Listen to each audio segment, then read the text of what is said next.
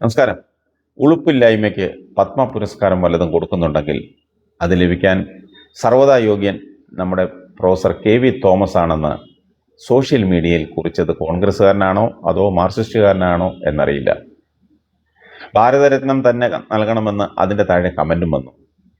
കോൺഗ്രസ് പാർട്ടിയിൽ എം.പിയും എം.എൽ.എയും കേന്ദ്രത്തിലും കേരളത്തിലും മന്ത്രിയുമൊക്കെയായി വിലസിയ തോമാച്ചൻ ഒടുവിൽ 75-ാം വയസ്സിൽ പാർലമെൻറ്റിലേക്ക് ടിക്കറ്റ് കിട്ടാതെ വന്നപ്പോൾ മറുകണ്ഠം ചാടി. അതായത് കോൺഗ്രസിൽ നിന്ന് CPM-ലേക്ക്. 2019 ലോക്സഭാ സ്ഥാനാർത്ഥിത്വം കിട്ടാതെ വന്നപ്പോൾ കോൺഗ്രസുമായി അകന്നു. തൃക്കാക്കര ഉപതെരഞ്ഞെടുപ്പ് കാലത്ത് ഇടത് സ്ഥാനാർത്ഥിക്ക് പിന്തുണ പ്രഖ്യാപിച്ച് LDF കൺവെൻഷനിൽ പങ്കെടുത്തതോടെ 2022-ൽ അദ്ദേഹത്തെ കോൺഗ്രസ് പാർട്ടിയിൽ നിന്ന് പുറത്താക്കി. അതിനുശേഷമാണ് പിണറായി സർക്കാരിൻ്റെ കാലത്ത് അടിയൻ ലച്ചിപ്പോ എന്ന മട്ടിൽ ഡൽഹിയിൽ സർക്കാരിൻ്റെ തലതൊട്ടപ്പനായത്. പ്രതിമാസം ലക്ഷങ്ങളുടെ പെൻഷന് പുറമെ 1 ലക്ഷം രൂപ ഓണറേറിയം, വീട്, കാറ്, സേവകപ്പട, അങ്ങനെ പലതും. മൂന്നാമതും പിണറായി സർക്കാർ വരണമെന്ന് സ്വപ്നം കണ്ടവരിൽ തോമാച്ചനും ഉണ്ടായിരിക്കാം. അത് സ്വാഭാവികം. ഒടുവിൽ സർക്കാർ നിലംപതിച്ചപ്പോൾ താൻ ഇപ്പോഴും കതർ ഊരിയിട്ടില്ലെന്നും CPM-ൽ ചേരുകയോ കൊടി പിടിക്കുകയോ ചെയ്തിട്ടില്ലെന്നും സ്വയം ന്യായീകരണം നടത്തി രംഗത്ത് വന്നത് ശരിയായില്ല. അതിലല്പം ഉളുപ്പ് വേണമായിരുന്നു. സതീശൻ സർക്കാരിൽ അടുത്ത ഊഴം തേടാനാണെന്ന് അസൂയാലുക്കൾക്ക് പറഞ്ഞു നടക്കാനൊരു അവസരമായി.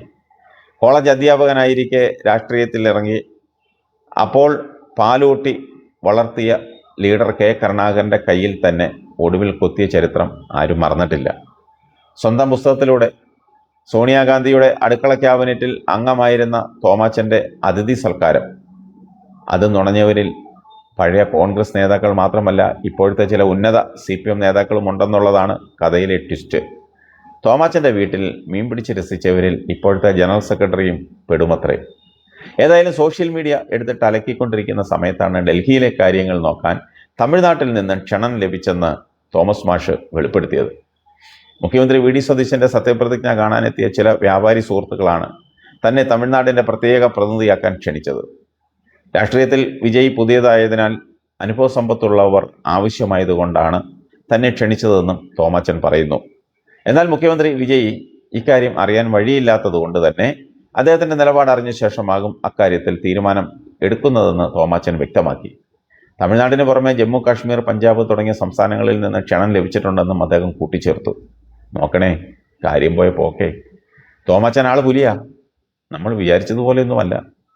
രണ്ടാം പിണറായി സർക്കാരിൻ്റെ കാലത്ത് ഡൽഹിയിലെ കേരളത്തിൻ്റെ പ്രത്യേക പ്രതിനിധിയായതാണ് ഇവർക്കൊക്കെ തോമാച്ചനോട് ഇഷ്ടം തോന്നിയത്. ഏതായാലും ഒരു മാതൃക കാണിച്ചു. തെരഞ്ഞെടുപ്പ് ഫലം വന്നയുടൻ സ്ഥാനത്ത് നിന്ന് രാജിവെച്ച് ഡൽഹിയിലെ ഓഫീസ് ഒഴിഞ്ഞ് നാട്ടിലേക്ക് തിരിച്ചു പോന്നു.